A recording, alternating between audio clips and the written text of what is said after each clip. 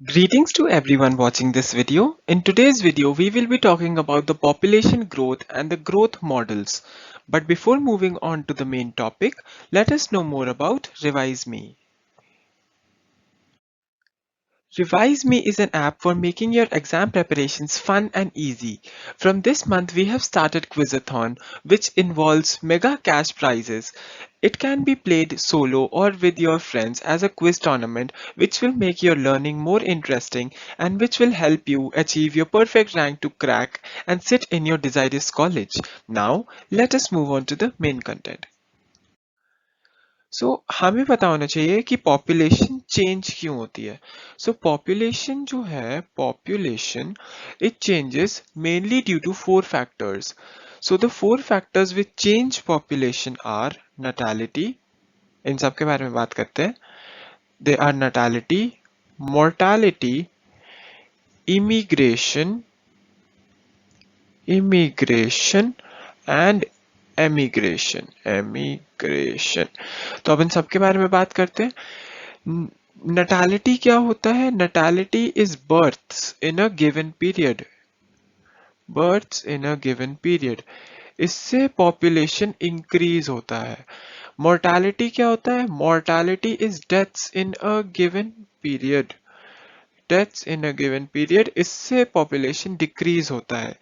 Immigration क्या होता है? इमिग्रेशन वो होता है कि उस पॉपुलेशन के जो स्पीशीज हैं, species of the population which have entered the area under the time of consideration. तो आप जिस टाइम पे एक पॉपुलेशन मेजर करने की कोशिश कर रहे हो, उस टाइम में अगर सेम स्पीशीज के दूसरे पॉपुलेशन के लोग आपके स्पीशीज में आ जाएं तो उसको कहते हैं इमिग्रेशन, जिससे पॉपुलेशन बढ़ता है. और एमिग्रेशन क्या होता है? When species of the population leave the area under the period of consideration, तो उसको कहते हैं एमिग्रेशन. मतलब आप एक टाइम पीरियड कंसिडर कर रहे हो, अब उसमें आपके पॉपुलेशन के जो लोग हैं वो उस एरिया को लीव कर दें, तो उससे क्या होता है, उस प्रोसेस को कहते हैं एमिग्रेशन, और उससे पॉपुलेशन डिक्रीज होती है. सो ये चार मेजर फैक्टर्स हैं जिससे पॉपुलेशन का रेट जो है वो फ्लक्चुएट होता है. जैसे ये चार्ट आप देख सकते हो, ये एक एरिया की पॉपुलेशन डेंसिटी है. Population density of an area. So एक एरिया की पॉपुलेशन डेंसिटी में साफ दिख रहा है. इमिग्रेशन जब होगा तो पॉपुलेशन प्लस यानी इंक्रीज होगी. नैटेलिटी या बर्थ रेट से पॉपुलेशन बढ़ेगी. एमिग्रेशन से क्या होगा? बर्थ रेट कम होगी, पॉपुलेशन कम होगी. और मोर्टालिटी से भी क्या होगा? पॉपुलेशन कम होगी. सो ये सारे फैक्टर्स, तो इससे एक इक्वेशन निकल के आती है, that is population density at any time t plus one, that is किसी टाइम पे, is equal to population at any time t plus the चार major factors, that is birth and immigration subtracted death and immigration. तो ये factors कम करते हैं, ये factors बढ़ाते हैं. ये वाला पार्ट जो है ये देता है हमें overall idea about the population. तो ये फैक्टर हमें overall idea about the population देता है. अब हमें पता होना चाहिए कि नॉर्मल केसेस में, जब केसेस नॉर्मल हो, तो बर्थ्स एंड डेथ्स वो हैं, वो influence population mainly. So influence population mainly. So mainly तो जो है वो बर्थ्स और डेथ्स पॉपुलेशन इन्फ्लुएंस करती हैं. लेकिन कुछ स्पेशल केसेस में, जैसे सपोज एक न्यू कॉलोनी है, एक न्यू कॉलोनी में बर्थ्स और डेथ्स उतना पॉपुलेशन इनिशियली अफेक्ट नहीं करेंगी जितना इमिग्रेशन अफेक्ट करेगा. सो कुछ केसेस में, स्पेशल केसेस में, हमें बर्थ्स और डेथ्स के अलावा जो हमारे बाकी जो दो फैक्टर्स हैं वो भी पॉपुलेशन को उतना ही एक्सप्रेस करते हैं, उतना ही ज्यादा वो करते हैं, एक्सप्रेस करते हैं. अब हमें पता होना चाहिए about the growth models. So we need to learn about two growth models in detail. Growth models, growth models में हमें दो ग्रोथ मॉडल्स के बारे में पढ़ना है. फर्स्ट इज द एक्सपोनेंशियल और the geometric growth model. Exponential और द ज्योमेट्रिक ग्रोथ मॉडल, हम इन सब के बारे में बहुत डिटेल में पढ़ेंगे अभी. और दूसरा, it is the logistic growth model. Logistic growth model. हमें इनकी कैरेक्टरिस्टिक्स के बारे में पता होना चाहिए कि इससे जो स्पीशीज सेलेक्ट होते हैं they are known as r selected species. हम इन सब के बारे में पढ़ेंगे। और इससे जो स्पीशीज सेलेक्ट होते हैं दे आर नोन एज के सेलेक्टेड स्पीशीज। के सेलेक्टेड स्पीशीज। अब हम इन सारे मॉडल्स के बारे में डिटेल में जानते हैं। ये जो है ये हमारा सबसे पहला मॉडल है। इस मॉडल का नाम है the exponential growth model. Exponential growth model. अब क्या होता है, बेसिकली क्या होता है कि जो हमें पता है कि जो रिसोर्स अवेलेबिलिटी है,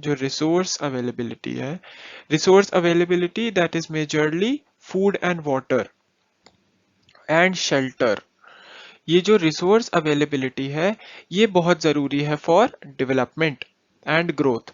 तो ग्रोथ एंड डेवलपमेंट के लिए ये चीज़ें बहुत ज़रूरी हैं। अब अगर हम मान लेते हैं कि किसी पॉपुलेशन में, इन अ पॉपुलेशन, ये जो रिसोर्सेज हैं, these resources are unlimited. Unlimited. तो वहां पे जो स्पीशीज ग्रोथ होगी that will be the exponential growth, यानी वो विदाउट चेक्स एंड बैलेंसेस उसकी पॉपुलेशन बहुत तेजी से बढ़ेगी। तो उसको कहते हैं एक्सपोनेंशियल ग्रोथ। तो ये जो हमें एक ग्राफ दिख रहा है ये एक्सपोनेंशियल ग्रोथ का ग्राफ है and it is also known as the J shaped curve. ये जो कर्व है this is somewhat like a J. So ये है एक जे शेप्ड कर्व। और ये तब बनता है when we plot this J shaped curve is when we plot population size against time. So ये जो ग्रोथ मॉडल बनता है ये एक्सपोनेंशियल ग्रोथ मॉडल बनता है कब, जब रिसोर्सेस आर अनलिमिटेड। तो अब हम सपोज कर लेते हैं कि हमारे पास एक पॉपुलेशन है। अब ये हम सपोज करते हैं, ओके। हम सपोज करते हैं कि हमारे पास एक पॉपुलेशन है जिसका साइज क्या है n। उस पॉपुलेशन में per capita births are b and per capita deaths are d। अब हमें एक गिवन टाइम पीरियड में उसके अंदर का चेंज देखना है। We write dn upon dt, it is b minus d into n। n is the population density। इस b minus d को we give a term known as r। dn by dt equal to rn। Let us talk more about this। हमने अभी निकाला something known as dn by dt equal to rn। Now you must be wondering what is this r। ये अचानक से हमने b समझ आया, d समझ आया, हमने b minus d को r लिखा। ये r क्या चीज है?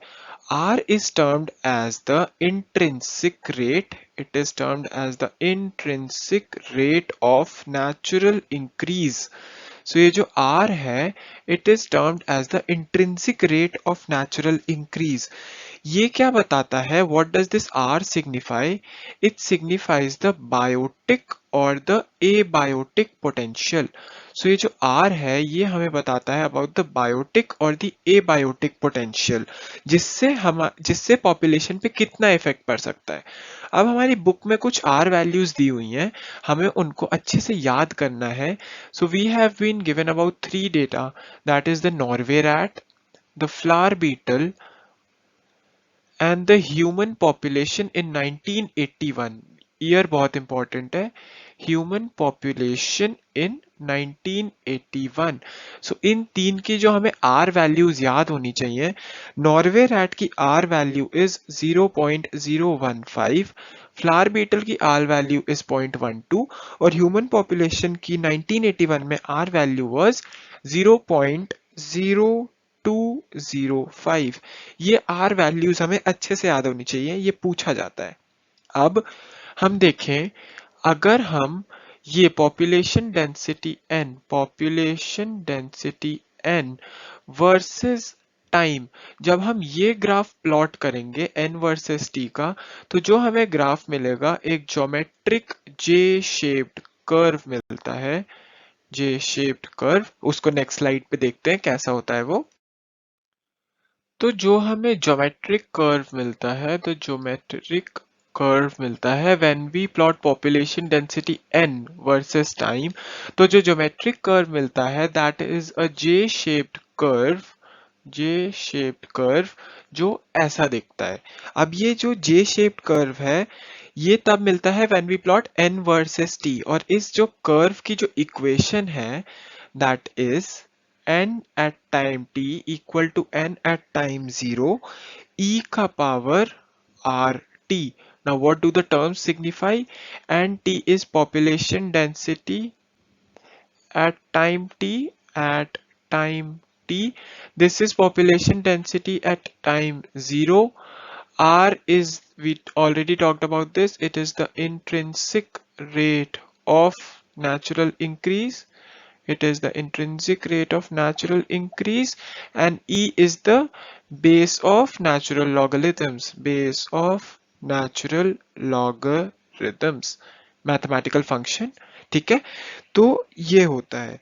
अब हमें पता होना चाहिए कि ये जो ग्रोथ कर्व है ये कैसे अचीव होता है जब एक पॉपुलेशन में absence of checks and balances हो। Absence of checks and balances जब होते हैं तो जो पॉपुलेशन ग्रोथ होता है वो इसी टाइप का होता है, which is the exponential growth curve. अब let us talk about the logistic growth curve.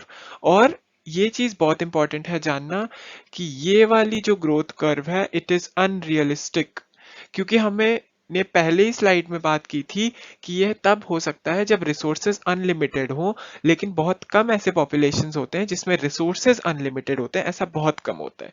सो अब हम बात करते हैं about the logistic growth curve. So now we're gonna discuss about the logistic growth model. Logistic growth model.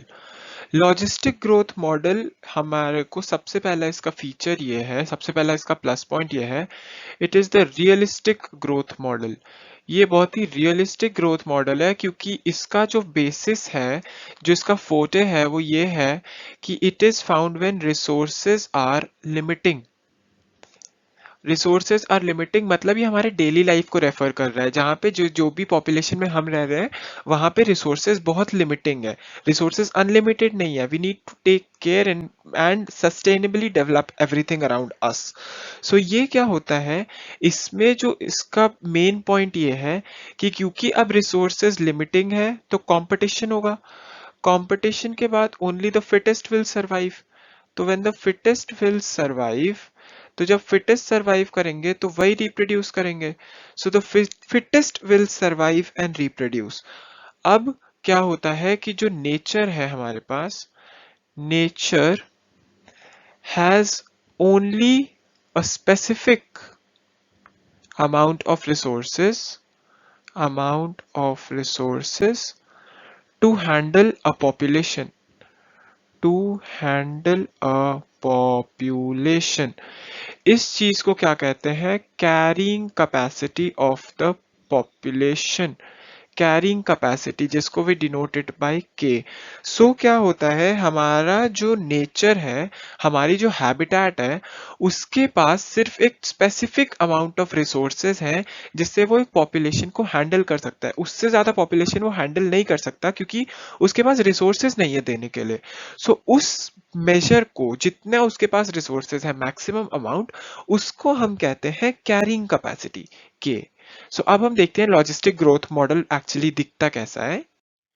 सो ये है हमारा logistic growth curve.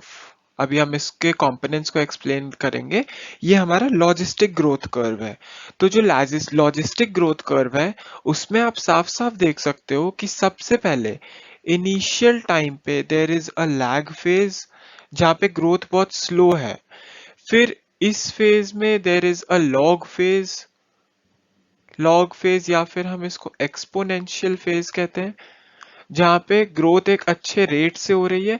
और अल्टीमेटली जब पॉपुलेशन डेंसिटी और कैरिंग कैपेसिटी नेचर के, तो ये जब पॉपुलेशन डेंसिटी और कैरिंग कैपेसिटी एक को मैच कर लेते हैं तो यहाँ पे जो फेज आता है that phase is known as the asymptote. यहाँ पे आके पॉपुलेशन ग्रोथ एकदम रुक जाती है। अब जो ये होता है, ये वाला जो कर्व है, this curve when population density n versus time, तो ये वाला जो कर्व टाइम है इसको प्लॉट करते हैं, तो ये जो हमारे पास ग्राफ का कैरेक्टरिस्टिक शेप दिख रहा है it is known as the sigmoid shape curve. ये हमारा सिग्मोइड कर्व बन के आता है।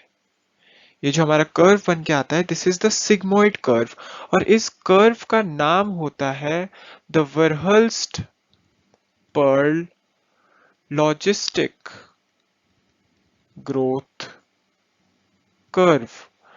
अब इस कर्व की जो इक्वेशन है, what is the equation for this curve, that is change in any time t, that is dn by dt equal to rn। यहां तक था for the exponential growth curve। अब क्योंकि we have introduced carrying capacity, so we need to write k minus n by k, where k, what is k, k is the carrying capacity। सो ये हमारी equation है जिससे हमारा sigmoid curve निकल के आता है, और ये वाला जो ग्रोथ कर्व है दैट इज मोर रियलिस्टिक। सो अब नेक्स्ट स्लाइड पे जल्दी से हम दोनों कर्व्स को एक साथ समराइज करते हैं। सो ये रहा दो हमारे दोनों जो ग्रोथ मॉडल्स हैं उनका कंपैरेटिव रिप्रेजेंटेशन। ये जो आपको जे शेप्ड कर्व दिख रहा है दिस इज एक्सपोनेंशियल ग्रोथ, और ये जो है हमारा ये लॉजिस्टिक ग्रोथ है। यहाँ आप देख सकते हो इसकी equation dn by dt equal to r N, इससे जे शेप्ड कर्व मिलता है। और ये वाली देख सकते हो dn by dt equal to r N K minus N by K, इससे हमें सिग्मोइड कर्व मिलता है। यहाँ पे when the asymptote is reached, when the population density reaches k, what is k, k is the, यहाँ दिख रहा है k is the carrying capacity of the nature's habitat। ठीक है, जब रिस्पॉन्सेज जो हमारे पास जो रिसोर्सेज हैं, जब हमारे पास रिसोर्सेज लिमिटेड होंगे, लिमिटेड रिसोर्सेज, जब जब भी लिमिटेड रिसोर्सेज होंगे तो लॉजिस्टिक ग्रोथ कर्व होगा, लॉजिस्टिक ग्रोथ। लेकिन जब हमारे पास अनलिमिटेड रिसोर्सेज होंगे, जो अनरियलिस्टिक भी है, जो अनलिमिटेड रिसोर्सेज होंगे, तब हमारे पास एक्सपोनेंशियल ग्रोथ फॉलो होगा, exponential growth curve. So I really hope you understood both the growth models, दोनों के कैरेक्टरिस्टिक्स और दोनों के features. I would now like you to go on our app and attempt the quiz pertaining to this section to test the knowledge of this topic. Thank you and have a nice day.